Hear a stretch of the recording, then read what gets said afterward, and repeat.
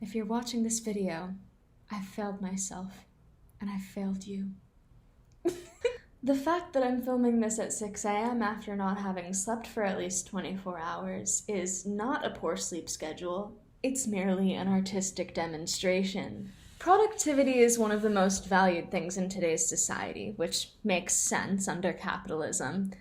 But that's not exactly the absolute most best thing ever, perhaps. I spent the first 18 years of my life with undiagnosed ADHD. So naturally, I spent a large portion of that time trying to fix my work ethic, to no avail. I've seen probably every how to be productive YouTube video that exists, and if I haven't seen it, it's still in my watch later from like 2 years ago. And throughout those videos, there are two main categories: motivational BS and complex methods that end up being a waste of energy. For this speech, I wrote out a script between me and myself about the philosophy of personal identity, and it gets really convoluted, and it's essentially a perfect representation of my thought process every time I try to tackle a logical issue. This might be getting slightly off topic, but the reason I'm always right is because 1, I'm a Scorpio, and 2, I don't declare anything I'm unsure of. I always think things through thoroughly before I talk about them because I am nothing if I am uninformed. It's because of these long, convoluted thought processes that I take such a long time to do things and thus am not productive. Immediately I interpret this as a bad thing, but recently it was brought to my attention that in some ways, despite the fact that my brain doesn't run on efficiency, it is able to run on creativity more so than other people's brains. And that's pretty useful in my desired field, which is film.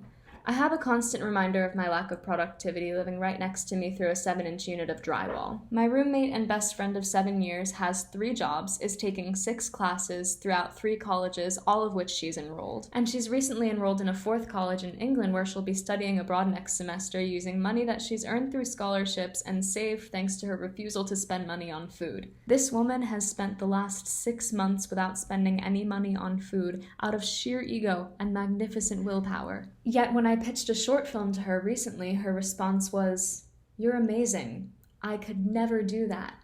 And boy did that feel good. Even so, the reason I'm recording this video right now is because I'm not fully confident that I'll be able to pull off my original plan by December 3rd, so in order to account for my future procrastination, I'm currently doing more work than I would have had to do, and for some reason that's justified.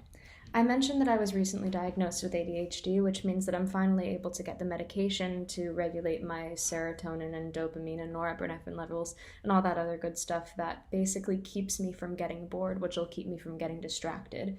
That is how that works, by the way, if you were curious. Oh, here's a fun tidbit. Every single one of my speeches for this class was written the day I presented it, literally the morning of. So if any of the people from my group are watching this, that is a contributing factor to why I didn't show up to our one rehearsal. So yeah, sorry about that. So why does every productivity-based YouTube video attempt to stop people from procrastinating? Because honestly, my procrastination has been an essential tool in my productivity. What? But procrastination is bad. Sometimes. Okay. So this is my goal. I want to figure out how to procrastinate in the most beneficial way possible. It's the anti-productivity method, the time management of bad time management. This is necessary because if I start working on something and I can't focus on it so it takes me 5 hours to complete, I've spent precisely 5 hours on that thing. But if I start to work on it at 10:58 p.m., I have no issue getting it done in an hour because I need to.